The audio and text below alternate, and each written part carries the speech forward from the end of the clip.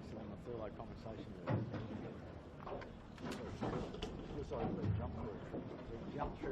Here comes Thurlow. We've just got to get out of here. Okay, folks, welcome back.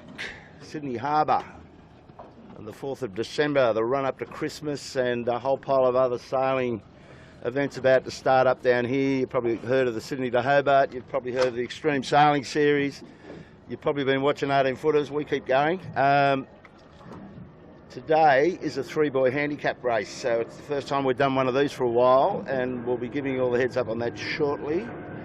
Warwick Rooklyn, welcome back, brother. He's with us, and Andrew Buckland, the Bucksmeister, is here, and so is Josh McKnight, and so is James Brewery. It's a full house, mate. We've got... It's a party killer. Well, it's Christmas. You've got a freaking party going down here, brother.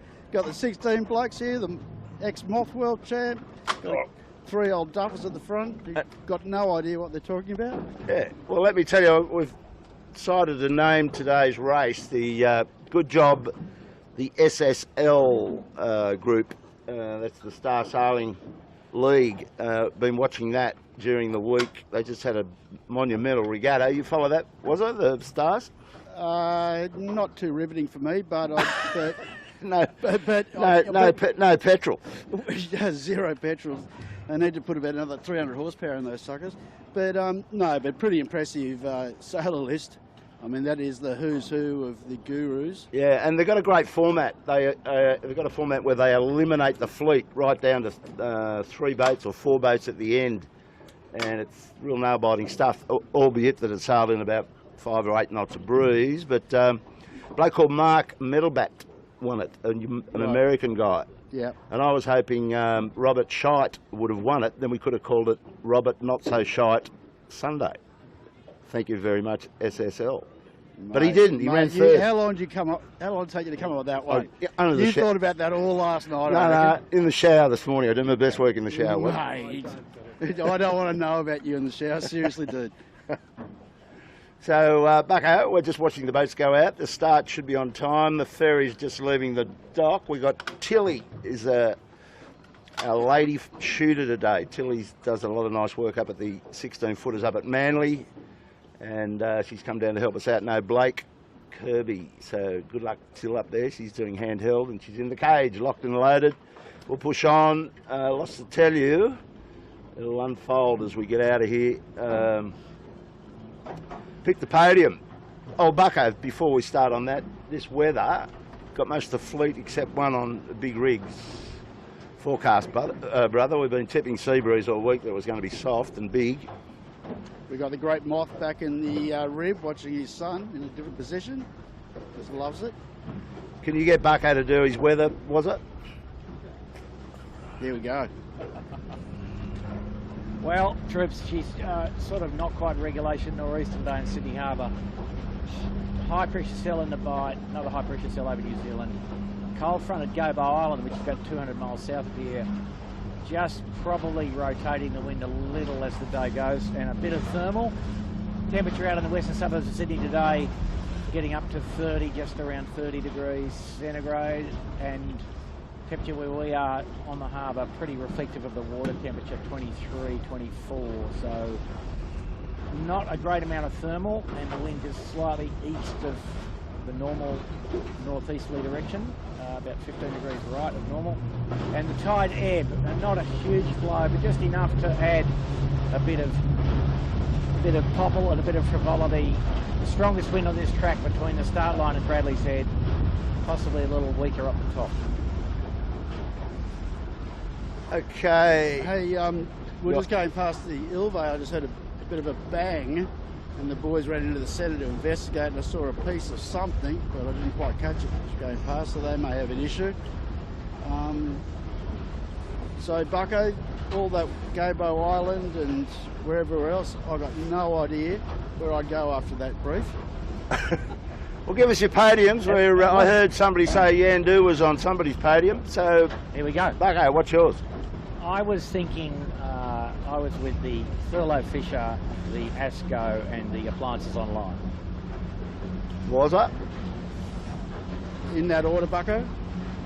That's it. Yeah, well, that's the way it's played, wasn't it? Where have you been? Yeah, pretty much in that order. Exactly in that order, if you don't mind. Yeah, that's it. He's locked in. So I'll go Asco, Thurlow, and the boys that we're looking at right now. John Winning, Yandoo. Got Mike Kennedy subbing in for the day. They've been going pretty well. Jay, why don't you hand the mic to Jimmy Brewery from the 16, see what he's got in his mind. Don't Jimmy? think you can go past the appliances online to get the chocolates, and then I'm thinking the Smeg with James Doran steering, number 2, and probably the third for me would be maybe the Compass, who's right beside us here. Looks like they've got a bit of new fruit up there, so a bit of luck. Now, Kilo, I reckon we should write all these down so no one fudges at the end of the day. Because it all gets a bit, you know, how you going. Oh, no, I didn't say that. Can we just go down and have a look at the rig of the Compass here? The head of the main looks a bit overexcited. It's got some sort of, is that just carbon you're looking at? The brand new special from the Dark Horse. Who's the dark horse? That will be Nick. Nick Daly. No, it's just the colour scheme, I think, all the cloth, all the threads. Right, it's looking okay. It's good. There was a deception caused by the change of colour, you're right. No, it's the haze from your drinking last night, Bucko. Hey, just had a look. The Dougie Cameron, the PRO, set the start boat up for today, and I think he's planning to do a nor'easter, boys. You can see it over there, down west of Clark Island, so we'll zip down there and see what he's got up on the flagpole. Yeah, he's well west, isn't he? He sure is. But I think there's a course where they can do windward lewards from that area. It could be that, And too, we'll investigate. Well, they couldn't do a windward lure today. Nowhere to put the windward mark, it's not in the ferry lane. I'm thinking she's course 1, everybody, not the old. Yeah, famous, I got a feeling that you're right. the famous nor'easter. Wind strength right now, 12 maybe, 10? 12, 13, 14, I'd say. 14 even. Well, I don't think so. I take on board what you're saying, Bucko, but they have done races from down here, windward lures. We had one in the Worlds We did. 2 years ago. And so if it's not quite right, if there's too much right in it, they can do this, which for me is a good call. I'd like to see a few windward lures. Well, I hate windward lures, so I'm reckoning she's got number 1 flag up, was it? Yeah, it looks like a 1 for my eyesight. Or is it? Mate, you're still living in 1970, Bucko. But you're right, it is a nor'east course. So that course goes off this particular start line and as usual goes up to the Boucher Boy, down to Shark Island, shoots on and then jibe the show there and back to Clark Island turn mark. And then it's up to Boucher Boy, VMG run to the bottom to Clark, and you do the first lap all over again. Boucher Boy shoots on to Shark and jibe the show and come home. And by that time, all those handicaps that you should have been taking in on the Pick the Podium Facebook page and other things that we've been trying to set up for you Pick the Podium players, all those handicaps will have unwound and we'll have first, second and third across the line. We have a scratch start today as well. Kilo, can I just correct Was for a minute? Yeah, go for you. I'm living in the 80s. When I was, last time I looked, I was about 31. That was sometime in the 80s, I think. Don't you have a mirror in the bathroom? Hey, I tell you what's going to be really on here. For me, just looking at it, a little bit of port end bias here. Pretty short line for this fleet, but a super short runway to the funky zone. Correct. Under Bradley's head. Correct. And there's going to be, as we see, you punch out of here on starboard. I mean, literally, the way I see things, they've probably got a 200, 250 metre runway from the pin till it gets funky, and you might win the start per se, but then you could be taking a lot of sterns to get back out to the right. Dead right. And maybe start on the boat end and get back into the corner where the actual start line normally is and set up to get the tide going across to Bradley's in the better lane. Might be the go. Yeah, no, that could be on. And looking at it, looks like, looking the way the boat's lying, a bit of tide there. So, three ball handicap, and James Brewery, I've just given him the sheet. We understand there's 4 races, particularly in this within this race today, and starting from the bottom, James, we've got the boats on 1 minute, which is David Witt's AOL, Smeg and Compass Global Markets, and I think I can give you my podium bit. My podium, locked and loaded in the free game, is AOL first, Asco second, and Smeg third. And while I'm on that subject, Smeg has got a sub skipper in today. James Doran's taking the wheel from Lee Napton, and I don't think that'll change my bet. I'm pretty happy with Smeg to run third. Doro will do just fine. So, Jimmy, you've got to keep your eye on all of those races. You don't have to say anything yet until something happens, and you can and you can tell us who's doing what in those little groups. But one of the interesting groups is Triple M is on 9 minutes, which is a long mark. They go around short marks all day, and they're hard up against Ilve and the Colts, the young team from Cronulla, on Lumix, Bryce Edwards. So that's a lot of information. So let's see how that rolls out. What do we got, Buggo? That would be your 6 minutes. 6 minutes, Kilo. 6 minuta. Oh, So sorry. this is a pretty good start line though, Bob. You know, the fleet, it gives the fleet some options. They're not going to get trapped. You know, there's options to bail out to the right, as was observed. Just got Cooper 62 gone for the second rig, scratching our heads, Bucko. It's a new mainsail. Who's steering that today? Is that Jackie or is that Ewan? Ewan McNichol, former JJ Giltman winner and pretty capable Driver. operator. All modes for Ewan in his history, Bob. The middle, the back, and the front. No You'll have problem. to have an outboard on it to match it with these big rigs, I would have thought. But hey, you might have a turbo under the deck somewhere. Hey, Tilly, can we have a look around to the right at the big powerboat over at Bradley's Head? There's a bit of environmental obscenity going on here. What a waste, eh? Oh. Oh, he obviously loves it. He must just hope nobody gets in front of him because he won't be seeing them. He'll just be looking at the rooster tail. The other thing that might happen today, foreshore, it's pretty warm and sultry, as Bucko said. It's getting towards Christmas. You'd expect that we'll run into a lot of recreational boats out here today. And That's already in evidence, Kilo, I would suggest. Yeah, But look at this breeze now, Bob. It's just gone back a little to the right, but built quite a bit just as we get near start bump. Okay, so we're coming up to 4 minutes. We've got Asco, who was on our pick list. I got him for second. With a chute issue trying to get to the start. Line 7's still a fair way away from the line. So it looks like Asco's sorted that out now, but they're going to be a bit of a Le Mans start type arrangement. Well, And I can't see, there's a few ferries and stuff blocking the view to Double Bay, so I can't tell if anybody else is still stuck in there.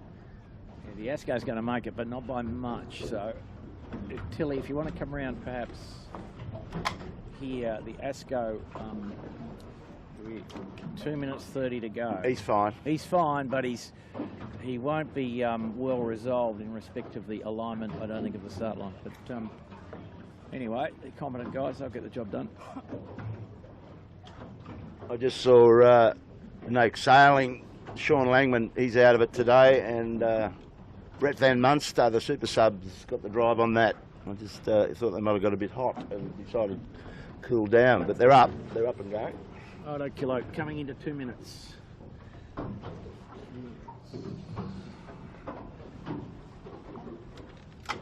So, as we pointed out, the line a little shorter than we've accustomed to.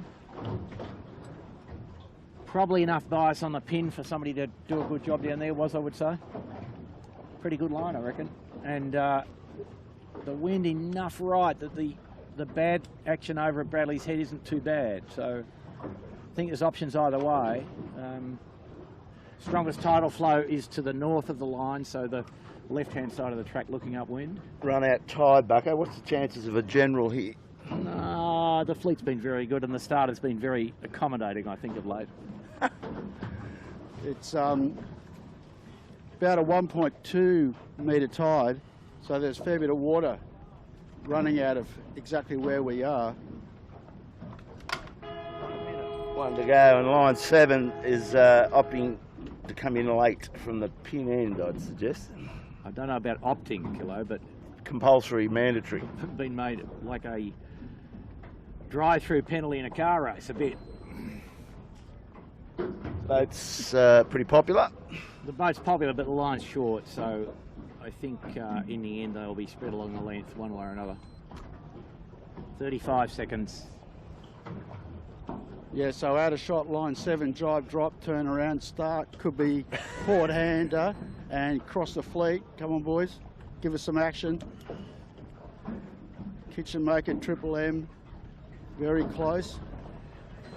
Smeg's in trouble with Thurlow, just around to the left a little bit. Compass is in the second row. Ooh, it's got a... So Ewan's gone down towards the pin. Yeah, line 7 gone. Clear start by the horn. So Compass has got the boat. Appliances on line burning off Triple M. They'll be spat out in a second. Thurlow struggling also. So for me at the moment, Appliances on line probably got the best of that start, given the consideration of they've only got a short runway to go till they'll have to tack. Peroni's in good shape too. Technically, Rags got a good start, but he's going to be the first. About attack. Yeah, he's got the first use of the doldrums in there, or the funky air, was it? Yeah, I don't think it's as bad as usual. Enough right in the breeze, Kilo, that it's not quite the normal problem that we get with a bit of whirlpool behind the headland here. They can go a fair way, probably up to where that big America's Cup boat is, so that's another 1 minute of sailing, but you see the things getting sorted out pretty quickly. Appliance on line making a pretty good fist of it. Oh, I'd say so. You can see the grunt and the power in that rig. Deja vu to last Sunday. Looks like he's stolen a Genoa off a small ocean racer, but anyway. Yeah, it is a long way up, isn't it? She's top to bottom. Used every centimetre of the spar, the mast and the jib hoist and the deck down to the tack point on the bow. She's fully loaded, was it? Yeah, I can't remember. I saw someone at the CYC and they said they were talking to Tom when they put this rig in, I think last week or the week before, and they just said it's just one of those deals where it just felt good right from the get-go. Just on our bow, just noted a GC32, the extreme catamarans are in town, so they're obviously out for a bit of practice, so we'll probably run across them at some point. That'll be interesting. Yeah, and Sean Langman's doing that with Marcus Ashley-Jones and Sevi. So you saw there the Coopers just didn't have to duck the appliances much, so the third rig hasn't been too bad, and they wouldn't be unhappy just for a little duck because they're coming off the left-hand edge here. But as we've said, the wind here is actually pretty good. We're right up close to Bradley's. Yeah. The wind is pretty nice still here. David's just tacked. A lot of spectator boats though. A lot of spectator traffic or non-spectator recreational traffic, so the water's pretty lumpy here. But you were right, Bucko, in that they were actually able to come in here a lot further than what I was saying at the start. So they got a longer runway than we thought. But we'll see how this pans out when they all start coming back towards Bradley's. Johnny winning is the furthest into Point Piper, but I think David's clearly across him. Well, you'd have to suggest that Appliances is first, Asco and Cooper's second, third, Peroni fourth, Smeg well back at this stage, had to tack out it, got jammed in a row B off the line. So, and all these boats now in reasonably equivalent current, positive current. Looking on the Appliances, fairly uprange for the rig. They've got plenty of riding moment. Big David Witt down the back of the bus. They're not looking super comfortable though, I don't think. He's got a bit of ease on the main sheet, but it's not inside out by any stretch. Just depends, doesn't it, how this breeze increases or not. But I like the way Witty's dressed. Very fashionable. The It's gone for the Cronulla polo Sharks. shirt, Is that the polo Cronulla shirt, Sharks? Yep, and the yachting shorts. But amazing, I don't know if we've got Rag in picture, Rag and Famish. Got Yandoo on our starboard side here. Yeah, I got him. But how quickly these second rigs power up, and once they're into it, it's quite efficient. I think where they're going to hurt though is when they go down Windbucker. Yeah, the long square run tells, but here we go. The Rag's going to cross, with because they can tack more efficiently. They came out of the tack, accelerated fast. They're now sort of leading the race in round figure terms. I doubt they'll lead at the end of the run, but the breeze generally softer at the top of this beat, but efficient and able to power up in about 13, 14 knots of wind. But it's a long way down the middle run if it doesn't build a bit. Interestingly, Tilly, if you come round on our bow, we've got Michael Coxon furlough fishing. We've got Keegan York a step furthest east here, and they've created a little group. How are they looking, boys? Well, I wouldn't mind a look at Thurlow's rig because they didn't look too comfortable in the squeezing match off the line, and I think it's a new mainsail. Last week, you weren't here. Yeah. I wasn't here, yeah. So they looked like they were struggling, but sail looks just a little bit deep in the head, perhaps. Well, he's got Big Peter Mackey in the bow, so Trent's out today, but Big Peter has got plenty of grunt. 16-foot skiff operator from a Manly Skiff Club. Plenty of Manly 16-footer influence in this fleet these days. If you look at the breeze now, from the start to now, it's gone back to the left a little as it's built. No, it's a nor'easter, isn't it? The funnel's starting to work properly. Smeg and Thurlow pretty close to bow here. So the Smeg will have to duck because the Thurlow's got rights on starboard if such a thing was to occur. But the boat's very even now. Crosswind position line here. Appliances, Rag and Asco and Thurlow all pretty much in a line, the top four boats. The one that's going actually quickest through the water now is Ewan McNichol in their second rig. The breeze just increased a little bit and they're going very quickly. Appliances on line, about to do a duck on Thurlow. Hang on, where are we? Yep. Shooting there. Noakes copying a little bit of gas off Thurlow. Really locked in battle with DeLonghi.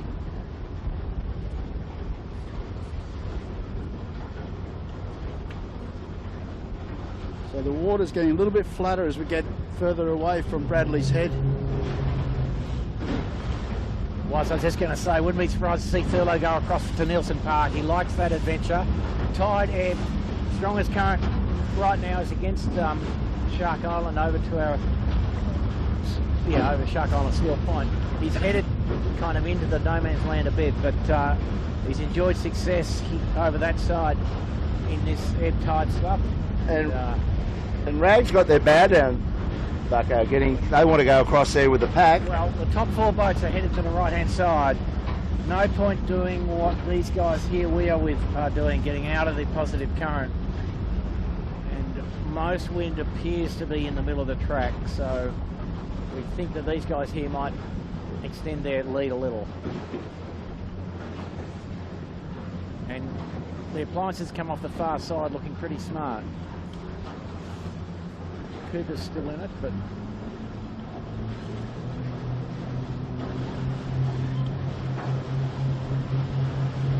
Cooper's not quite at full arc now. The breeze a little softer here. And so now the Coopers will have to duck the appliances probably by the look of that. Maybe not. Wow. Yeah, here they go.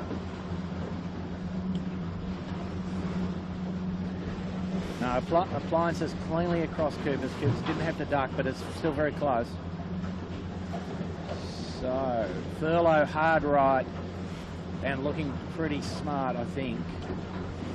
And the breeze definitely lighter here, and then more wind again along the eastern shore, the little funnel that operates through Wattson's Bay. Pretty patchy though. There's a good Yep. dark line coming towards Cocker now. Exactly. So that's the residual part of the funnel, Kilo, we'll call it that. The eastern funnel.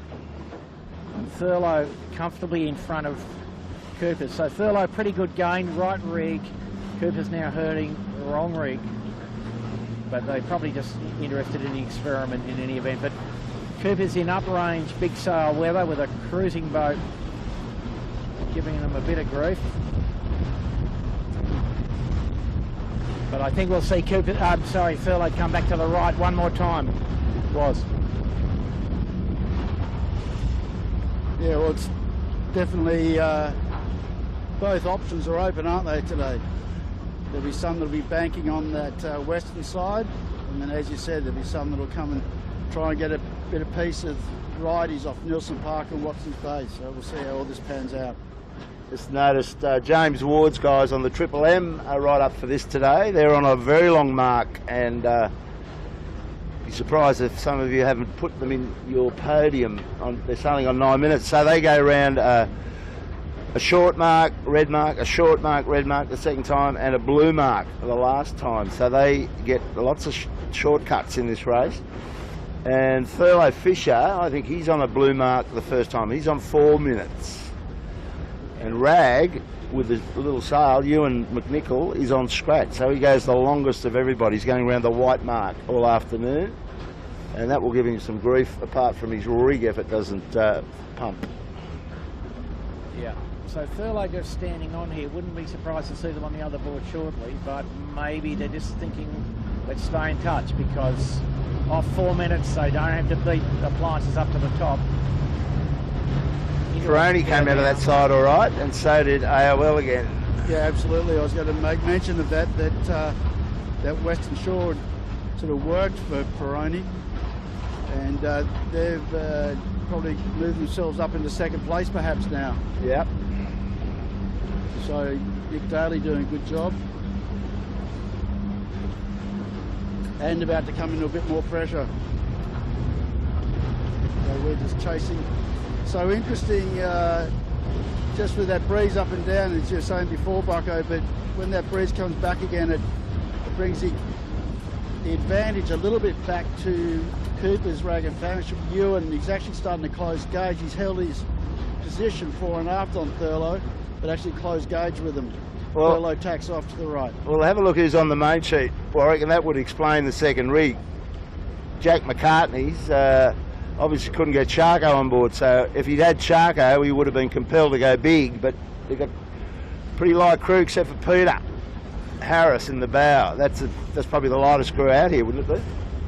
Yeah, I'm not sure, Kilo. But we've got a ferry coming down here, which could impact some of these boats in about a minute's time. Yeah, I think Appliances and Coopers will stand all the way to George's Head here. But Ewan and with Jack in the middle and Pete in the bow, they're looking pretty good, and they're sailing the boat in a very cohesive fashion, I would say, and doing a good job despite having not quite enough sail area. I think we could all agree. But as you point out, they will be pretty light. Jack wouldn't weigh 65 fully wet, and Ewan racing trim probably only about 75 kilos, so they'd be down fully 25 kilos against the big guys. Yeah, well, they need Pete Harris on low hooks all day, on a low hook, I should say. Excuse me. So, interesting race. Smeg's right in this, as you would imagine, and David might have just, on the AOL, might have just crawled his way into a bit of a lead here. Can't see where Coco is. They're gone over the other side again. Yeah, it was interesting. We're off shot now off Cooper's, but I was just watching Pete Harris then before, like absolutely ooching the front of the boat down every little bump, like really pushing hard with his right leg. Now he's good at that. Doing it again, you see his knee bending and extending. So they've got nice pressure, and they'll have a lot of tide right where they are. was. Great wind against the headland here, another little Sydney Harbour funnel, and the strongest current just here, but just at the channel mark basically on this side. So I would say that Appliances Online in a great bit of squirt at the corner here, going to lead at the windmill mark pretty readily. Well, he's going around a blue the first time, being on 1 minute, so it'd be interesting. Oh, I can see the red. Oh, I can see the blue mark. He's actually right on it. He might, with the run out tide, he might just do it easy. Absolutely, absolutely. He might get a lay. So just out of shot, it's just been pointed out to us that Noakes is looks like they're heading home.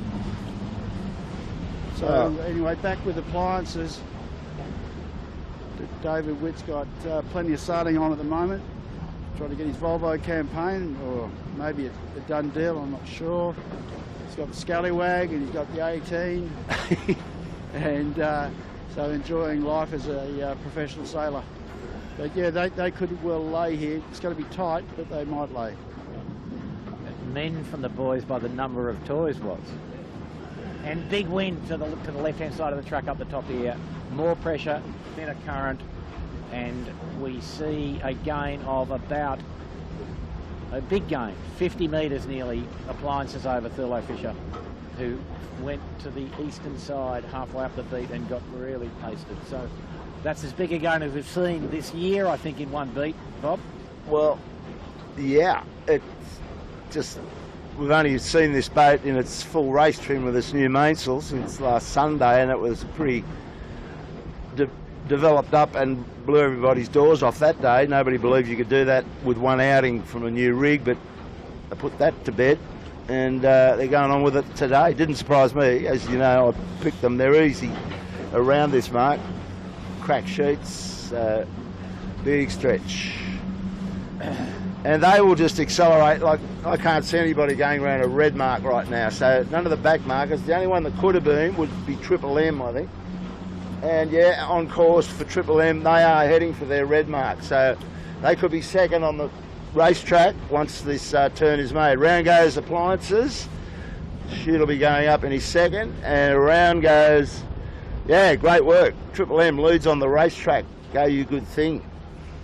Yeah, that was pretty powerful what Appliances did in the last sector of that beat. I mean, that was only, maybe the last 20% of the beat, and they really found something in that corner and jumped away, and actually quite a big gap back to Smeg. Triple M having an issue with their chute. Ooh, so third around is Smeg. And then because of the shortcut, Lumix. Yeah, that's it. Lumix will be fourth, Thurlow fifth. A bit of action here. See, they will come in on Port Jive. Asco could have had a piece of Peroni on that, but just ducked them. So that's the mid-pack back there. We'll just go and set up on the back of Triple M. By virtue of that shorter mark, they're lower down the track for this Spinnaker run into Shark, and I don't think they have to do too much jibing off here by this, looking at this. And David's comfortably up the weather on their hip. Yeah, interesting day here, Kilo. Breeze at Nielsen Park about 25 degrees right, i.e. more easterly than it is on the other far shore. So quite a big divergence, and that's helping these guys. Their bow is at the jibe mark without any jibing. And the Appliances Online with a better set has to probably jibe twice.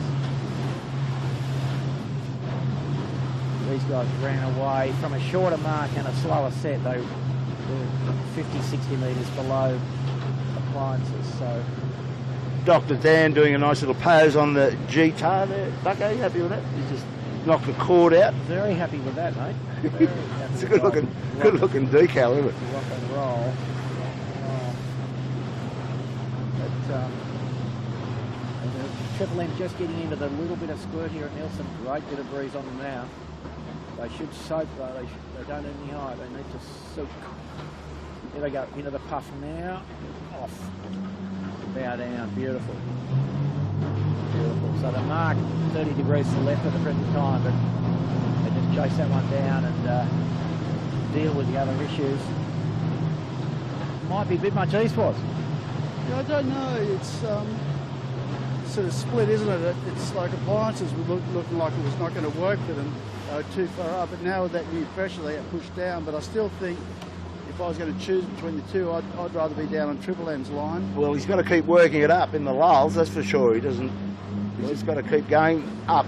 Yeah. And But remember, it gets, you know, this like is sort that. of max pressure here now. like that. Another 200 odd metre. Hoping this 4670 cruising boat What do you reckon he's going to do? is not going to get the freeze on. What are we Well, I'm doing? trying to get him to go about, but he's not buying any of that. I thought we were going to have a bit of him. A little bit of bluff, but not working. We're playing chicken killer. Yeah. I like it. Yeah, so Triple M, they will extend their lead over Appliances, I believe. I think Appliances has slid through the hole pretty cleanly. He's there. No, he's done. He's in the puff. He's come in from the back of the puff. Yep. These guys are going to struggle here, I'd suggest, to get up to the gyro. Well, they're going to have to work hard. Yeah, The forward hand's going to have to do. Hopefully, he's taking his Witt picks this morning because he's got a lot in his hands there. He's got a big guitar player, D Dan, who's leaning against him. Yeah, I think you'll find they're in the spinnaker dropping mode shortly, Kilo. I'm afraid to report. Well, let's see. I wouldn't do it yet. So Yeah, we got it. one here, yep. So that didn't work out for Triple M. They would have been begging for the breeze to lighten. And behind us, Appliances wanted the breeze to come in, so Appliances will go back into the lead, Bucko, you're right. Yeah, and Asco up to second, so... Oh, and Asco just... Oh, sorry, Smeg up to second. Wow. And the other rookie team that's really giving it plenty is Lumix. They're going to miss the lay, so they're just pearling as well. It's the Cronulla boys with Ricey Edwards having his first year and his mates. So we're on AOL again. The red hot favourite. And now there's a bit of header with puff coming for them, Kilo. So they might struggle. But probably they'll flap up. I don't know.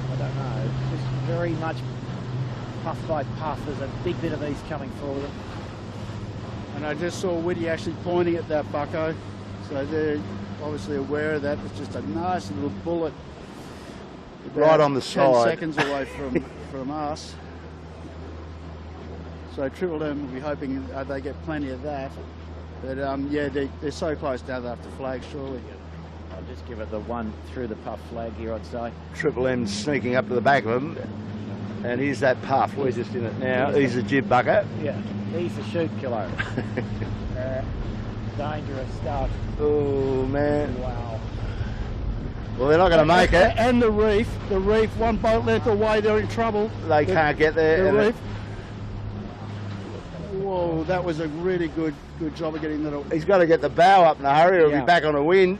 Oh. Yep. So here we go. Triple M not in much pressure. So Appliances will still lead, and then we'll just get the bow down and then get ready to set again. Good job, Tommy Anderson. Yeah. Tommy Clout runs in, windward set. So big air, suck some air in there. One quick drop, one quick set.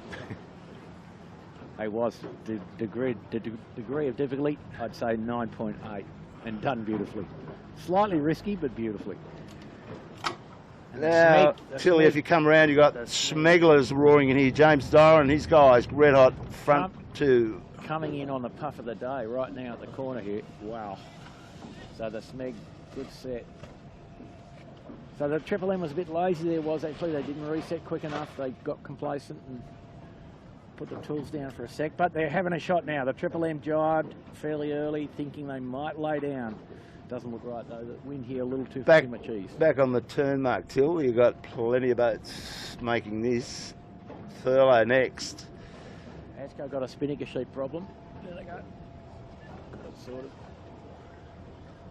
Lumix, great job. Right in this fight.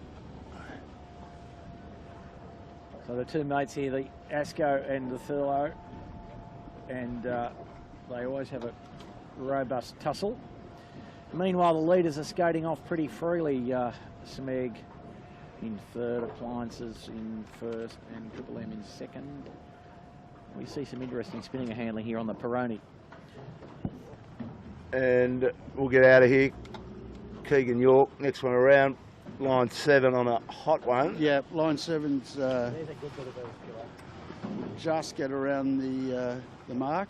And he's got some little lazy yachts to line up here. But he survived. Good job, Jono. Yep, boat's looking good. And then one of my picks for the podium, the old fella Yandoo's a bit further back, so he's got some work to do for me to get my dollar. Yeah, and I think the Cooper 62 might have been on the riding lever as well, mate. Oh, they're nowhere to be seen.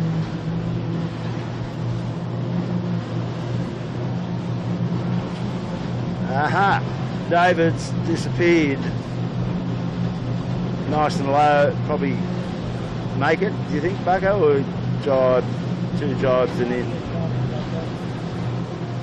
Geez, Triple M got hurt. They jibed inside appliances. I mean, a long way away from where we are now, but just that jibing a little bit earlier, Triple M's been lifted right up, and the other guys are getting a nice push down. Thurlow's getting a nice push down. Stop and have a look at these young colts. See how they're handling their gear. Oh, these are jib, Bucko. Yeah, they look like they're not too phased by all this top end racing. No, they're pretty comfortable. It's very puffy and very up and down, isn't it? We're starting to get, you know, not really at the end of the first lap yet. Getting a lot of separation already. Yeah, but the one for me is Thurlow is really coming through. They were the last to jibe after the island, and they've got better pressure, better line, and they're coming back into this and may well have a piece of smeg when they have the cross. Yeah, they're motoring. Just trying to find the mark. Yeah, so they don't have to jibe again. The others have to do a jibe. Smeg and Triple M have to jibe again. Thurlow actually a little bit overlaid, got the main off, trying to get a little bit of height now. So Smeg got ahead of Triple M, I think, there. 10-4, yeah, they did. Smeg's in the tide, or so close to in the tide if they're not. Wow. A bit much speed of turn and a bit much rotation in the tide. Thurlow's done a pretty good job there. He couldn't do much better than that. And the breeze has pressed in a bit now, in a general sense. So wind probably up into uncomfortable zone for the lighter crews. But the only guy with a little rig has, we think, had a little mishap towards the back of the fleet, but the Cooper 62. So the order appliances with not 20 seconds from Smeg, Triple M third, another 10 seconds, and just a couple of seconds to Thurlow. So, but the breeze quite light at the mark, so it's made the drop easy and slow. But the breeze pressing in east-northeast at the start of the V here. Just got to go a couple hundred yards to get into maximum wind strength. Well, here's the mail. Triple M, even though it's third on the racetrack, as you can see, they go around that red mark again and cut the corner. So all they got to do is do as well as they did last time, and they will lead the race, you would think, unless David goes into missile mode. So this is how it's shaping up, 3-boy handicap style. Lumix did a great job to get in there. They're in 5th spot. And they're around the same marks as Triple M. Another red mark for them. Great job, you guys. So what we've just seen there is just the difference one puff makes when things are good or bad. And looking upwind, we just see the Cooper 62, unfortunately, in the drink again. Had a little misunderstanding in the jibe by the look of it, and just highlighting the difficulties.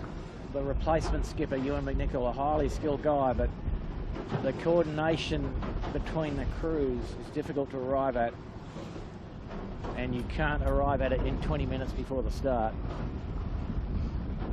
Yeah, that is for sure. Okay. So do you think the breeze is a little bit further right at the moment, Bucko? They seem quite bow up. Oh, it's kind of a mixture of what we had on the two sides of the first beat now. So we saw it. We saw it at the jibe mark. The wind a long way east and quite strong, And then looks like progressively up the track, that easterly influence is a little less. But you're right, down the bottom here, we've got Shark Island type wind direction, and up the top, strongest on the left-hand edge somehow, and I don't quite understand how, but it is. Well, you don't often see them clearing Bradley's Head by that much. I know we've got a lot of water going left to right, but still they bow up and easily clear Bradley's and lay up into Taylor Bay. It's really becoming, will become a very fast beat, this one. Well, maybe or maybe not, because it is sort of above range, but it's gone right a fair bit and built. So now top wind speed, probably, yeah, 14, a bit above 14, I think. Just saw the kitchen maker there. Jib pressed in too hard and struggling in the puff. Tilly's got us here with Asco and Panasonic. Asco fully inverted in the mainsail. Panasonic looking a bit more comfortable. But not much groove width here for the helmsman, just inside the jib and just trying to keep the main stable with a sheet. Yeah, he's got a tough lane, hasn't he, Lumix? He's doing all right? Not bad, not bad. He's doing really well to hang in there. That's not easy to sit off someone's hip like that. And they've done a great job. Interesting, Bucko and Kilo, that these two, a little bit further back from the first four, are not able to lay Bradley's. So the first four have actually gained an advantage there. Yeah, true. Yeah, but the first four also had the advantage of not too much wind at the rounding mark and no interboat interference. The jib on the Asco looks a little too deep for this wind speed, to be polite. But they'd be hoping for it to go back to normal big rig, I would think. But they've come around the bow of Lumix, they're okay, so they'll be able to tack here comfortably and get out. Lumix has to go early by the look of that. Yep, they've got water, etc. Oh, and the Lumix nearly in backwards in the tack. Oh. Wow. So these guys having a bit of a problem in the tack also. Dangerous place. No, I think, it looked to me that Toronto is making an adjustment on something. That's where they do adjust their rig from, down there in the centre of the boat, I believe. He might be going up in the rig tension though, was it? That would be my feeling. Kitchen Maker done well. They were able to get a little bit more right and actually jumped ahead of Lumix Panasonic. Lumix Panasonic has an issue with the just cross compass. So Steve Quigley has jumped up a spot there in the Kitchen Maker. Yeah, and I think it was, you know, this group here, the crews, none of these are really heavy crews. They're at the lighter end of the scale, so all things equal, despite their bigger rig, we might see the appliances just march away a bit here. Who's the heaviest in front of us here, Bob? Is a Thurlow, perhaps? They'd be there. Yeah. So starting to this was really, well, you see, Kitchen Maker, Steve really had no right to call water. He crossed anyway. Because to me, Bucko, the rule is if you're able to duck after the tack, you can't really call water. I heard that rumour. You can't call water when you're on opposite tacks. Is a reality. So that's a bit of 18-footer skiff. We'll let you go on that one, mate, but you owe us one. Yeah, that wouldn't last for 2 seconds. It would not be on.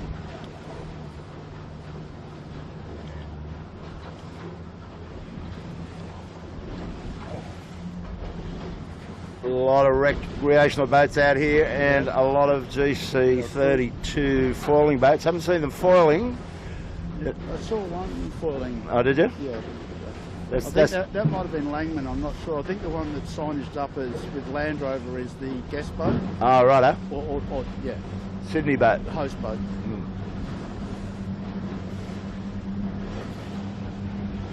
Right, so the boys, as we said, a lot of east, got past Bradley's and are punching hard out to the right, making no mistake about that this time, or there's no indecision about that, I should say.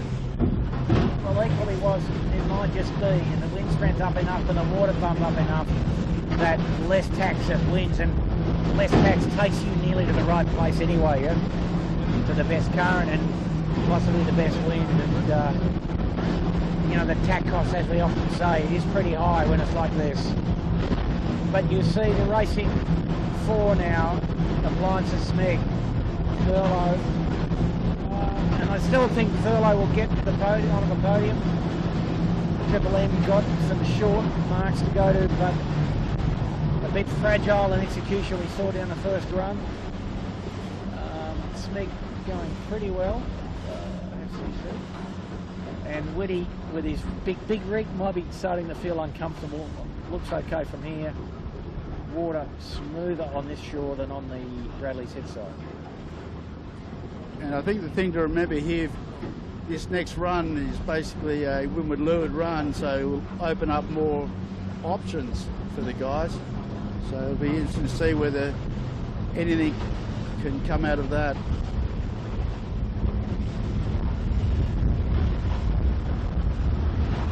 It feels like the breeze gone a bit left again to me. Just on this part of the course, I think, Roz, just a little left as we come up the track. Probably 15 degrees different up the top than down the bottom.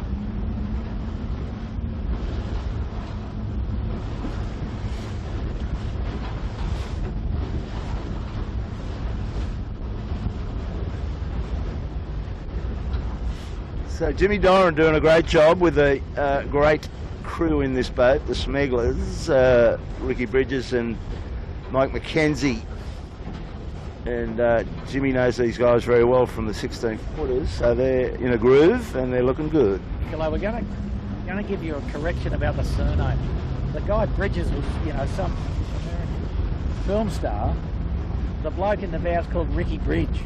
Ricky Bridge, there you go. I bugged it up again. There's no bridges. It's a singular bridge. Well, who was commanded the submarine in Sea Hunt? Was that one of the bridges? Was that? That's a very good trivia question. Who commanded the submarine in Sea Hunt? My education about this is pretty poor. Jeff Bridges? There you go. He sailed on the early Smeg. It was a wooden 18. Okay? I got no idea. That was a good guess. I've got no idea. If anybody's watching this, they'll probably Google it. So, nuts. Who was the commander of the Nautilus? Was it the Nautilus in the Sea Hunt? I don't know. It's going. I know it was in black and white, wasn't it, Killer? It was. Well, that is going back a little while. It was on about the same time as the Talking Horse, whoever that was. There was a Talking Horse that was popular. Yeah. So, Witty, I was watching this, and I was watching James and the Smeg boys. He seemed to be sailing a little bit freer mode than the Appliances Online guys, and they're going pretty quick through the water. But I think overall it's been a bit of a net gain to Appliances. He's been really sailing a higher mode and been taking advantage more of those little righties. Yeah, I think while I was watching the two boats, the Smeg looks faster now to me. Looks a little bit more comfortable up range. Witty's jib looks like it's driving the boat around a bit to me. These guys are nicely twisted. But that David does like to drive it high on a wind. If you watch him a lot, I do, and he's got a technique where he's always going for the height. He's happy to take height. Yeah. And you can look at that, Warwick, and see that he's pretty well twisted, and the foot of the jib's pretty straight. So he's fairly wide on the jib car, whereas Witty's still kind of at his medium, intermediate setting, I think. So he's high and slow. These guys are a little lower and a little faster through the water, and I think a net gain to the Smeg though. So no, I actually disagree with you. I think it's a net gain to Appliances Online, but we can agree to differ. I was looking at the jib on Smeg. It seemed to be very grunty. I don't know if it's they've had SRD, haven't they? So yeah, they have. This will be what they've got to live with. Yeah, they can do recuts. They can play it. But definitely Smeg to me sailing a lower, faster mode.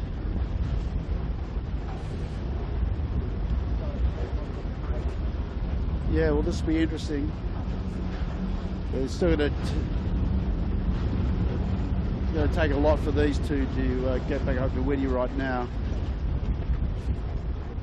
I was just looking at the jibs there. The Thurlow jib definitely flatter than the Smeg jib, and maybe newer. I'm not sure, but brand new last week, all that black stuff. Yeah. Okay. So the Smeg jib's an older one, I think, but maybe deeper originally in any event. And no, I haven't kept track of that, I must admit. Now, look where Triple M is, fellas. Yeah. Over in the right. Yeah, I was going to say that's deal that you put together, and those guys are going well, and I don't know that they're close enough to make the shortcut, jump them back into the lead, but I dare say that we'll put them into second, Kilo.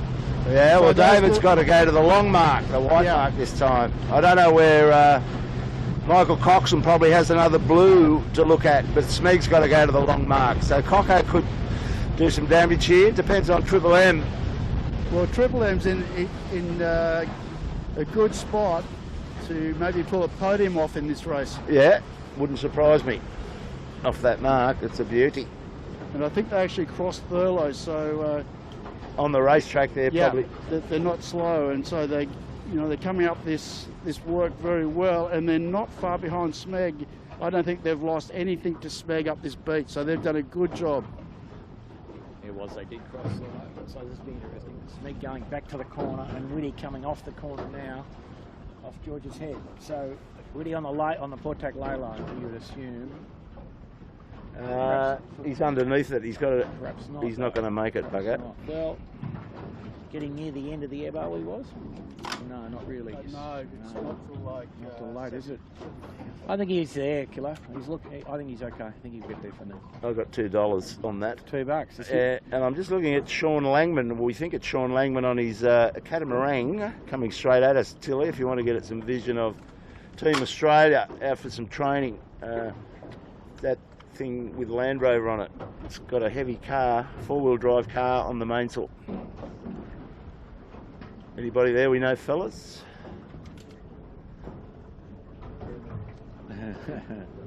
Well, you're not allowed to say much. Right. No, That's not Sean. That's the Wrong, British- wrong information. That's the British team. I think you'll find. Yeah. So here's the dark horse for today, the mighty Triple M. Go, you good thing. Going to the short mark. He's underlaid though, Kilo. Oh yeah. So that's expensive. This is So this will is be the lead. leader. This will be the lead again. Fantastic. These guys are they've done a great job up this beat, getting towards the upper end of the rig range. You can see the forestay, a lot of deflection, getting bounced around a bit, but these boys have just got to get this thing away. They don't want to stuff this up. They've just got to get the bow down. They've got Michael Are they going for Coxon. red? Jeez, they're being conservative. Well, they got Coco to do it. Well, they had to cross Thurlow. Yes. They had no rights. Yeah. Correct. So, yeah, new leader again. And Appliances out of shot, has still not got round. So this is a big advantage. These guys have done a fantastic job up this beat. And how's my $2, bugger? But just get this puppy set, boys. Get that halyard to the top and send it. Tack line's Tack got to line come would down. be good. They're getting there. Got We've a got No, he's going to get out of there. What? Yeah. That was a wise move. Okay, pull her on, boys. Let's go.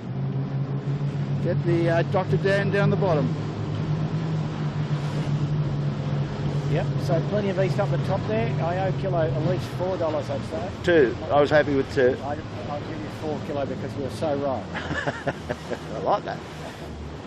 And it's your birthday. Viewers, young Bob, he's just about 30 last time he looked and making his way in the world, all good. We might have a drink through him later at the Skiff Club. Well, let's see. We'll let Triple M go and hope that they can keep it upright. We'll go back and have a look at the chasing pack. Smeg's around, or about to go around. Yeah, we'll get up there. Now, Michael Coxon's around his blue mark, so that's second on the racetrack. So on the track, we see Coco second and Appliance Online going to the Western Shore for more pressure. Yep, absolutely. Rocco, and let's see, they're pushing a lot of tide though, aren't they, today on that Western Shore, but it's, as you said, pressure is king.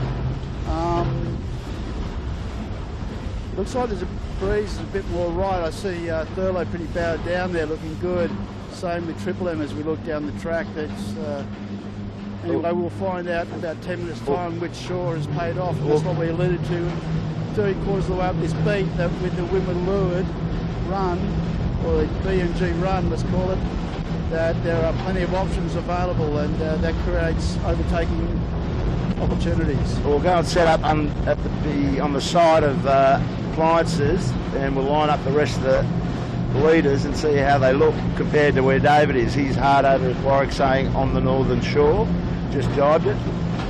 So in this wind speed, we will go about the same speed as the ferry. I'm kind of happy about it. A bit of more water though, perhaps.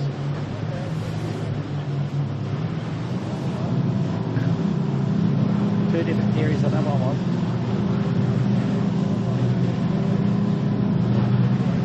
In the yachts anyway, I run I'm not chasing them down, I like running in their bubbles. Now, here's the first cross. Furlow's done very well, and I think maybe David didn't have a very tidy... Well, Furlow was at the short mark at the top. Yeah, no, he shortcut. A little shortcut, right. So, but the Appliance Online looking pretty good here, Kilo. Plenty of wind, bow pretty much going near to the mark. One jibe down, or he's done two jibes already, but only one more if he gets it right down the bottom. Well, his only problem is he's coming into this Manly ferry, and that will cause him some grief. No, the ferry's going to go away towards the city. He'll be fine. Well, yeah, I think he'll be abreast of it before that happens. He's enjoying the stern wave a lot, okay? Don't have a look at him. Yeah. So, we're looking forward with Tilly here. The black chute in the far background is the Triple M. But jibe angle with these big rigs and this wind speed down to about 70 degrees.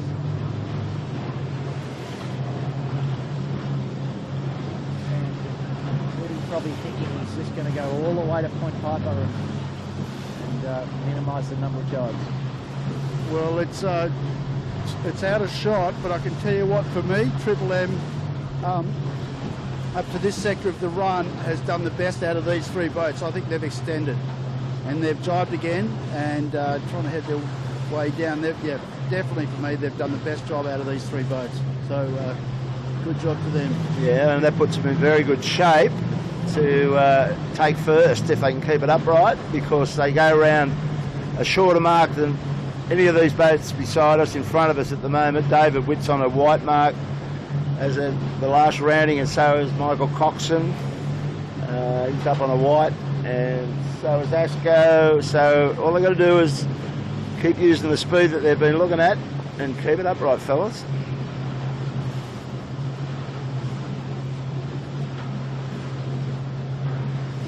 And that ain't easy. These guys need a win.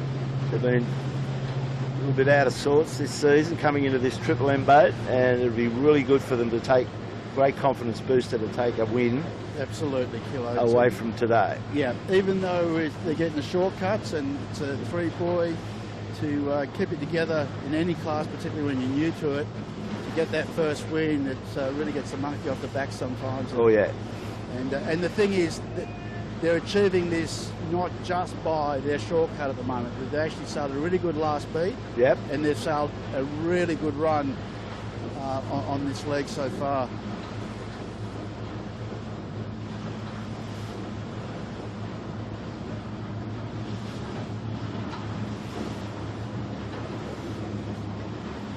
Looking back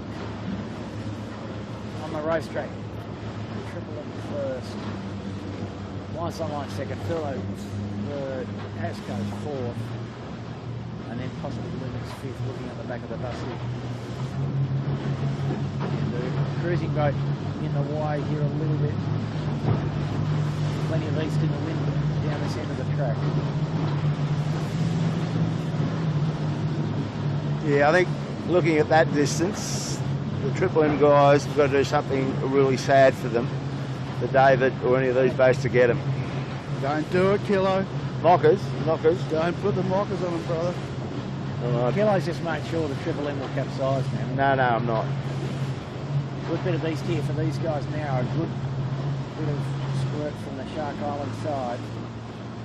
So not a very long leg on starboard into the short 300-metre drive into the bottom mark on starboard.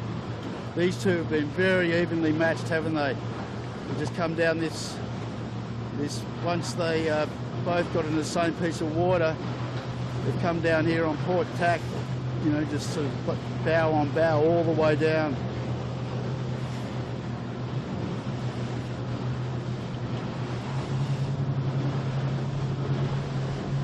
Woody's aiming at the mark there, which is good for him. So Triple M a long way out of shot. We'll have to do a jibe in a second, so I need to pull this off. They're going in for it now, just to let you know.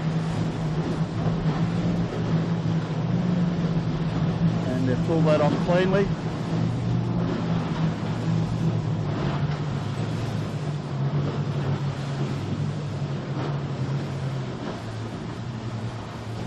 So water getting very disturbed down around here. This was a graveyard for quite a few. Thurlow the other day. Oh, Triple M in trouble. Killer, just do not talk again about Triple M. I've just zipped my lips. Yeah.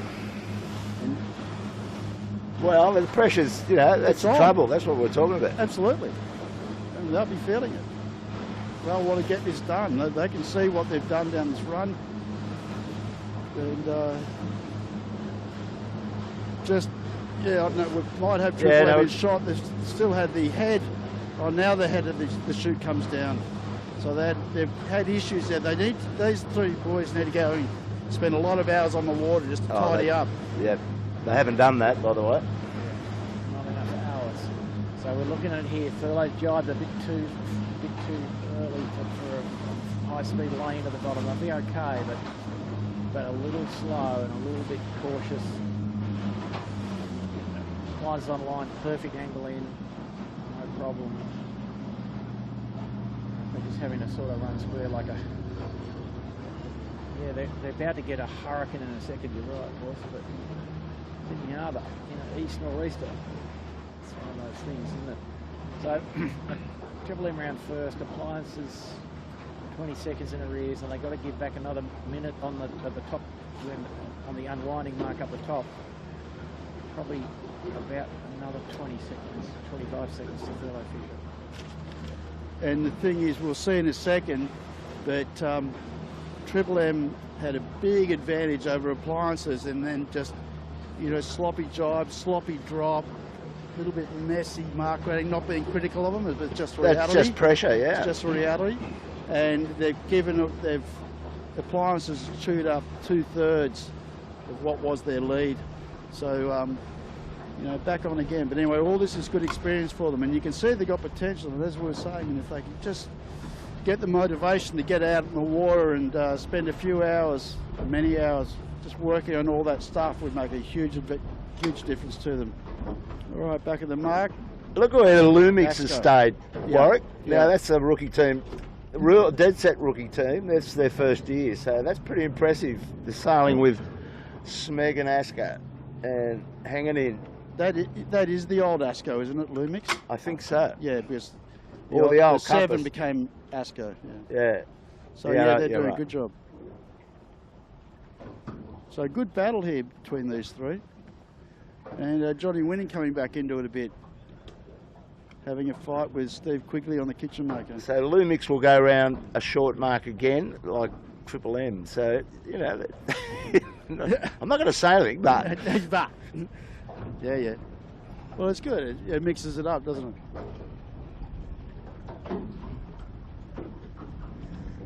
Yeah, a little bit untidy, the section of the fleet on the bottom mark there, I would say, in general terms. And looking up the track now, pretty solid pressure, east-nor'east still. A lot of spectator boats coming back down the harbour, back from the sheltered northern corner.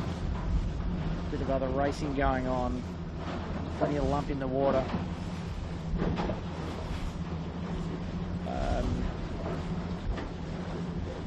Yeah, well, the deck got shuffled seriously looking at line 7 where he is. He might have taken on a bit of swimming practice, do you think? He's right back, and he would have gone around a short mark, so I'd say he's been in the tide. Anyway. Yeah, that's the sort of margin that he's given back there, that's correct. But looking upwind now all the way up the track, it is solid pressure, probably the most consistent pressure we've seen all afternoon. As we get later in racing now, coming up for an hour, it's like 54 odd minutes since we started, so onto our final lap.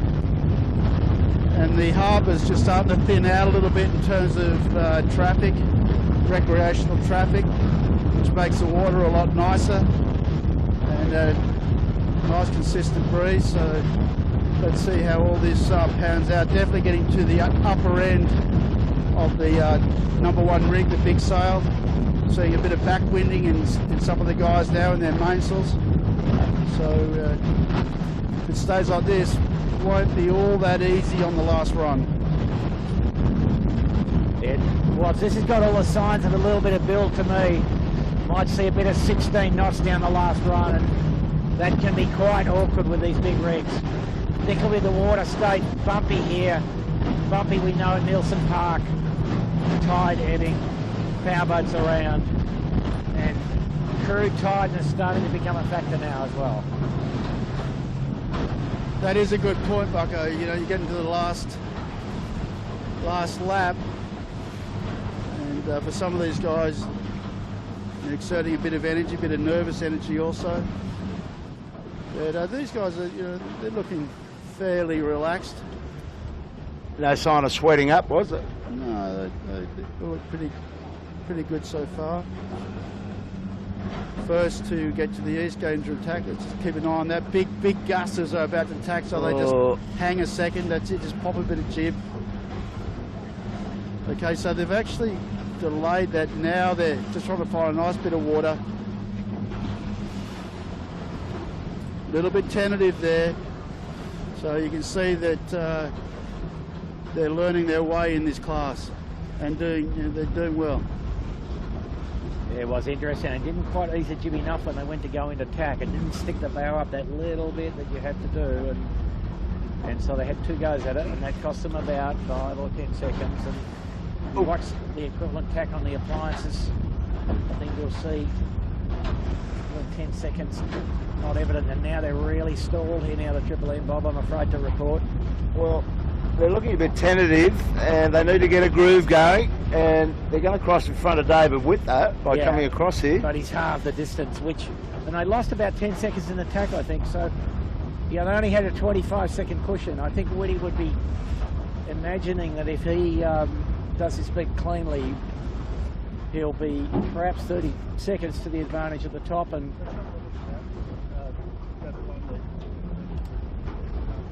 yeah. Thurlow there also. We're clear of Thurlow? Yeah. You can see that the appliances are sort of in mainsail flapping territory, and his jib looks big and fat, doesn't it? Well, yeah, we sort of really have to have a good look from behind to get an indication, but certainly that's a big jib. But also too, forestay tension will be coming into this now. Gee, sorry. I'm getting soaked. Sorry. Sorry, bro. Yeah, but definitely rig tension. And we think back, we believe that we saw Geronimo Harrison in attack on the last lap go for a bit more rig tension on the Asco. And certainly when you get uprange and you have enough rig tension, that things don't go forward, they sort of just get pushed around a little bit. And I saw that with appliances, a little bit of sag in the forestay. Yeah, but Whitty had pulled it. There's maybe, I don't know, 3 boat length difference between Triple M and appliances on the cross. So water has just got a little bit flatter here now, and the breeze maybe dropped down just a couple of knots, so just a little bit more comfortable. Jib looks a bit deep overall though on the Triple M, too deep in the foot, so maybe not too much they can do about that right now. But the headstay looks good, but the sail's a bit deep in the foot. Woody was a bit the other way around. Headstay didn't look so good, but the depth in the foot was better. So 6-1. Here we go with a foiling catamaran.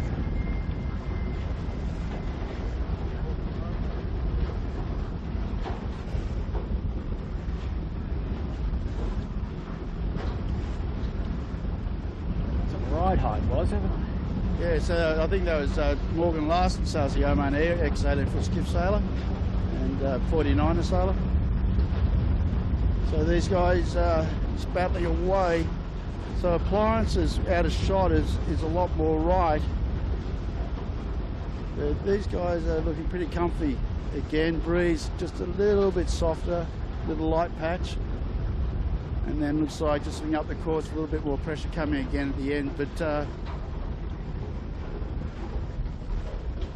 Mojo's not in that, so they're being lapped, right? Or They're lapped, yeah. Yeah, the Mojo's been on the riding lever. But if you're in the appliance on line boat, you'd be thinking, can I get the beat done in 2 less packs? Probably they can from the pathway they've taken now compared to the Triple M.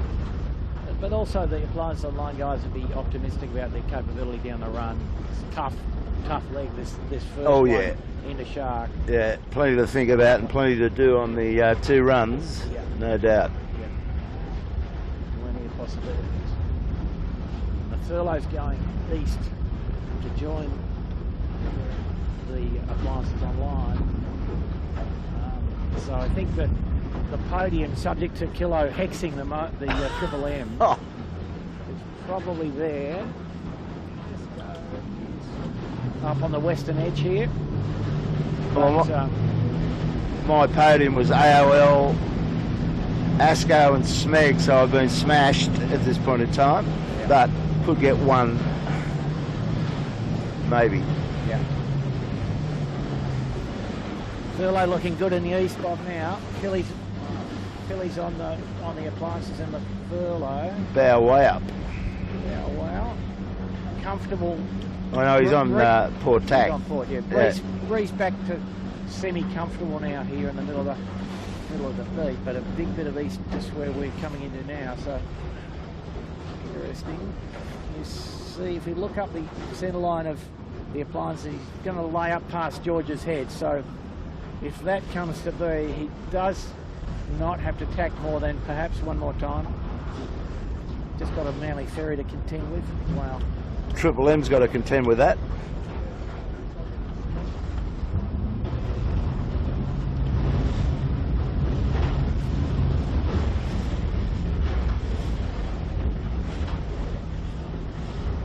Yeah, jib looks pretty good. Yeah, it's interesting, isn't it, Bucko and Kilo? It's that you look at, to me, to my eyes anyway, that jib looks a lot flatter than the other ones that we saw on SMEG and on Triple M, and doesn't look like he's got a heap of forestay sag in that either. So definitely got a different mode. He's having to sail it higher and slower and just sort of punch away at it. That looks very comfortable in the water. Not happy. He's a bit peed off about this ferry. I think I just saw the mouth fake at something, which I won't say. So he's bailed out of there. With should too. Oh. Okay, so. Well, this course, fellas, this is all leading up. We've got 2 more races to go before the break for Christmas. And then it's not that long to the Giltman, because when we come back, I think we've got we've got the start of the Australian Championship, which is scratch racing. I think there's 5 heats of that. So that's really when you really want to start your major tuning prep for the Giltman. That's the go time. And you'll find Howie Hamlin will be back down on Sydney Harbour. He'll get his boat out of the shed. He'll come out and probably sail 3 races, or he might sail all the races in the... Anyway, you'll certainly get on the water early. But this is the start of it, fellas, and David would probably enjoy this little gallop with his big rig. You'll know what he needs to do as far as this range, I would think. What do you reckon? Well, he's had 2 good outings with it, hasn't he? Yeah. So that's got to be a confidence builder. Well, this is more up range than the last one. Kilo, looking at it there, not much to improvement, I don't think. The jib's good, the sag's good, you know, the mainsail's impeccable. So I'd just be saying, okay, just put that one in the bag. Put her in that bag. Make sure we, you know, get the loadings in the gauge recording system, and off we'll go. He would have been pretty unhappy about that ferry, though. He would have much preferred to just stand on there. Well, here's our leader, Triple M, on the racetrack and about to disappear around a blue mark this time, and I think he's on... Is he on Loaf of Blue? I don't know that he is. No, he's not. But the thing is, though, and he's tacking again, but if you think back to the last cross, okay, their tax are costing them money, we can see that there, but I'm not sure why he tacked there then, because he was going to easily cross Witty, but just before that tack he'd actually probably gained a little bit, but not much in it, so it would appear that the boat speed on Triple M in this wind range with this rig is not too bad, eh? No, great. And they seem to be going just fine. It's just turning the corners they need to sharpen up on. Yeah, time on the boat, time in the water, and you can see the red mark. David's got that on his bow. You can't look at that, but the blue mark is just further towards the north.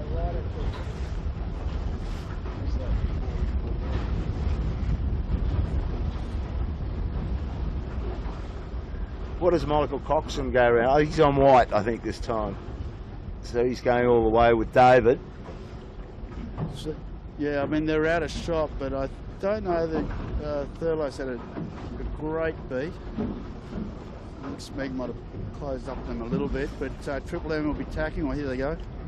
They're tacking now for the last time in this race.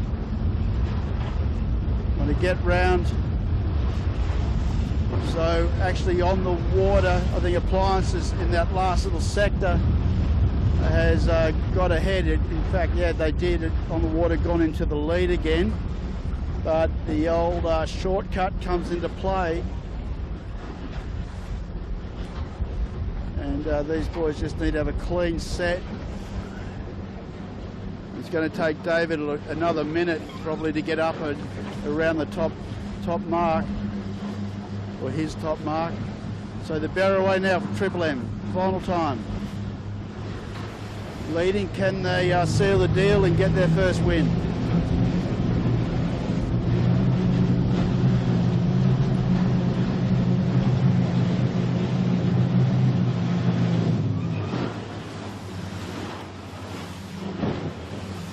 Dr. Dan's out of the bag. He's just got to get some tension on him. Away they go. Go, you good thing, Triple M. It's theirs if they want it.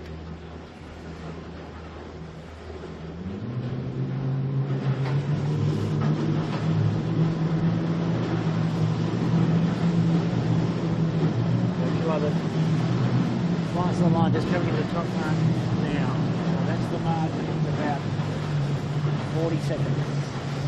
We're all rooting for Triple M. Absolutely. We're wishing them all the best. You're not allowed to say anything more about it. Well, because we know the next bit from here to the island is where it can be not won, but unfortunately lost. Well, he's got a lot of lead, so they just need to think clearly, talk about it together, get some team chat going, and support each other. He doesn't have a lot of lead. It's a lot of distance, Bob, but it's only 40 seconds. Right. Well, yeah. Upright is the first option. You know, you saw what happened last time where Appliance Online nearly came to grief by just having an outlier puff, we'll call it. You're a statistician.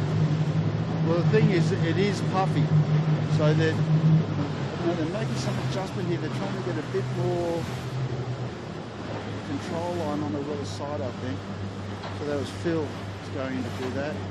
But it's very puffy, so you know, at the moment they're quite bow up, which is comfortable. But they're going to get a little bit more pressure down this eastern shore. So there's a funnel down there, and they're really going to be hoping just to not have too much stress and get round to Shark Island. About to come with more pressure now. I mean, if they can get to Shark Island without having to jibe, which looks pretty likely, they've just got to puff at exactly the right moment here, so they've probably got a little bit fortunate. A bow down enough to not have to jibe twice at Nielsen Park. eliminates 2 lots of rest.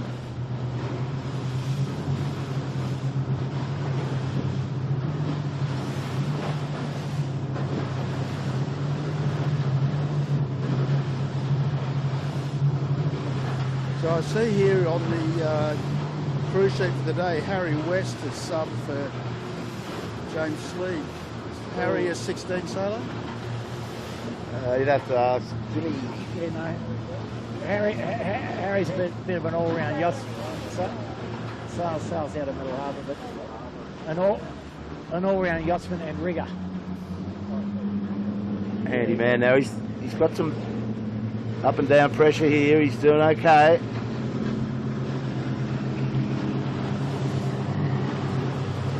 Keep your eye on the water. He's got the shoot hand looking hard over his shoulder, so that's a good sign. Well, this comes into pretty funky territory in here. It's He's getting a bit high. yeah. Well, I mean, they're just sitting in front of a big line of pressure, but then you'll be able to see that cruising boat just sitting there, and it's about to go really soft. So this gets really tricky here. You've got to have your eyes out of the boat, and it's a little bit of the roll of the dice. It's not, can't sort of change where you are, but get these little bullets coming up over, under the hill, and they're going. That's it, main on, dude. Get that main on. Something to sit against. Oh, I don't have it that anyway. Okay, so now there's sort of a calm breeze has gone really aft. That's really dangerous. Yeah, well, this is here. It's really funky in here. And then you got to get little bullets coming over, and it's just changing not only in velocity a heap, but it's actually changes direction a lot. So now the good save there. They settled it down. The next issue they could have is a big cruising boat in front of them, so now they get more pressure. The cruising boat is definitely an issue. Yeah, and out of the east. They're not going to get over the top of that boat. And looking behind... It's going to lock them out, though. Yeah, and looking behind, appliances coming down, so they're right out. They're trying to signal to the boat. Now the thing is, what I'm seeing here is they're going over the top of them. I think the main ship guy, they really need to be a bit more proactive, gives them something to lean against, but they're about to get a big easterly bullet here. The powerboat has responded, doing what they can. The powerboat's going to go up and Shark Island. But these guys are going to get smoked in about 2 seconds. And they're going to have to flag to get around, but leaving that main off is so dangerous in this stuff. Oh, get it off, boys. Get it off and bag this deal. So they can't decide. They're under pressure. They're heading for the reef. Just blow that halyard. Okay, halyard's still at the top though. That's the problem. Come on, fellas. Yeah, that's it. Now they're looking better. Now they're coming up and heading up to another cruising boat. So it's all on at this turning mark here. And they're going to get around the mark safely. Appliances out of shot is having to flag their shoot. Same issue. Yep, and they're going to have a problem with this, potentially with this powerboat again. Okay, now shoot back up. And their lead just being sucked away. Here comes Witty. Easy what? The appliance is just coming with a hammer down, and they will not be doing any ragging here, I would predict. And the margin is less than half. There's now only 15 seconds. Triple M having a bit of trouble getting the shoot going here. Oh, the appliance just had a collapse at the wrong moment there, but okay, at the mark, in good shape. This is going to be a ball terror, this finish. Trust me. David is now looking at a win. And he'd be fancying his chances on the face of the next puff, I think, Bob. Yeah. But it's just amazing. And when he's jibing on the other shift in essence here, so split breeze, quite a big difference here. But he's hoping for a big bit of nor'east, which may have jibed on the face off. Okay, so Triple M has possibly completed their last jibe. Got a good separation from appliances, but appliances is bowed down. They're going to get into some funky hair in a second. Definitely appliances coming up at Triple M. Wow. Never over until the fat lady sings. Okay, now Triple M's a bit more bowed down. little bit more favourable position. We've just got to get through this sort of funky stuff off the back of Shark Island, and then Triple M can settle down into a bit more of a comfortable mode. Yeah, Witty's going to get a little bit more hurt here compared to the boys on Triple M. Nothing much coming. He's got to get through this there, so east. So we'll go and escort the Triple M to the finish, which I think they might just pull this off. Yeah, they're looking good. Yeah, I think both boats have got a couple more jibes, but it's pretty hard for Appliances to make up that amount. John Winning has come through, and the Yandoo, because of that blue mark running, got the better of Coco. The Asco's gone missing in action back there somewhere. But I think the podium looks like, I'm not allowed to say it, the Dr. Dan boat, the Appliances online, and you'd be confident that Furlough will get third, I think. Good pressure here for the Triple M. Not quite lying, but they will probably have to do one more job. No, they're on low. They're on low. They're actually they're under it. Yeah. But I tell you what, just to give myself a little pat on the back beside the Triple M guys, I think I did all right with the podium. Because I had Appliances, Furlough, and Yandoo. To give yourself a pat in the back, why? Well, you know, okay, I might get second, third, and fourth. Not first, second, and third. Hang on, you didn't touch Triple M, but No. you got second and third, you reckon? And fourth. Second, third, and fourth, probably. Well, that's too many. Well, no, I'm not saying first. Anyway, let's move right along. Triple M, looking good. Yeah, they are looking great. What a great looking boat. Yep, James Ward, Phil Marshall, and Harry West. One more job. Oh, they're going to make it, aren't Bucko, they? what, are they going to go for the job, or they're just going to go in soft? No, they're just going to get... Are they? No, they're... it's What are soft. they doing? Don't do it, boys. They're going to parallel the line. Dr. Dan. They're there. Dr. Dan takes them over. There they go, their first win, and first win for the Triple M, Killer, Correct. as a sponsor. So Yeah, great they'll to be have happy. those guys on board. My word. So they had some nervous moments, those boys, but they toughed it out. Yep. And I'll take that off the course tonight and sleep with a smile on their faces, as Yeah. you do. And then if they go back and have a look at the day's racing, they'll see that their speed was fine, and where they were going on the racetrack was fine, and that if they can just sharpen up some of the manoeuvres, that they can really move up consistently to more of the front of this fleet.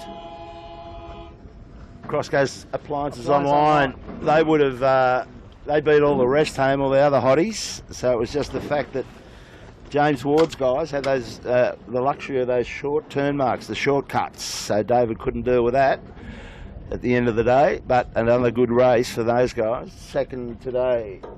And pretty nicely judged final jibe into the finish from the Appliances. And Furlough in third, Yandoo in fourth. Asco must have had a little mishap, not sure what happened here. They're in sixth. Furlough jibing for the last time. And cleanly done. Yandoo, good comeback from not being great up the first beat in the first lap. Admittedly helped by their handicap. Third on the podium, folks. Pick the podium, people. 2 out of 3 ain't bad, Kilo. Perfect. Waz That's got 2 2 out of 3, I That's got 2 out of 3, you got 2 out of 3. No, I didn't. I got nothing. You got nothing, again. Zippo. Yandoo across. We'll sit tight and just see Asco and the Smigglers come across. But, you know, you take into account the shortcuts today, and that's how it all yo-yos throughout the laps. And Yandoo, he was on blues most of the day. I don't think he saw a white, if I'm not mistaken. So, Asco, disappointing. I fancy them for third today, so they, I thought they would have done a bit better with the A team on board. Still good. But still Kilo, they were there and thereabouts all day. Oh yeah, they were, and it's a good outing for them. They need, like everybody, as I was saying, they just got to put in the get their minds focused on the Giltman, which is sneaking up on everybody. And But again, you know, their execution, you know, wasn't quite at the top level, so, you know, you kind of expect perhaps a higher standard, you know, than that. The Smeg, you know, with a replacement driver in, you can give them a little excuse, but that's the kitchen maker, Stevie Quigley's boys, Sam Ellis and Tommy Quigley. They did a good job. They were wondering whether they could put their big rig on that boat today. Good practice for them. So that'll do us, fellas. What do we call it? Nice job, Star Sailing League. Great job, Mark Meadowbank. I think that's how you pronounce it. So Meadowbank. We got that out of our system. So thanks, what was it? Thanks, Bucko. Thanks, James Brewery. Thanks to Josh McKnight. We didn't hear from him because he got pushed back into the ice cream parlour. Michael Chittenden for freezing the hell out of the images. And Tilly, our shooter today. Did you have a good day, Till? Yeah, that was a yeah. Didn't sound overly excited. So that's a wrap on December the 4th. We'll see you back here on the park next Sunday. It'll be another 3 boys, sorry. And enjoy your week. Get all that Christmas partying out of the way. Bye for now. Bye for now from the camera code. Not standing by.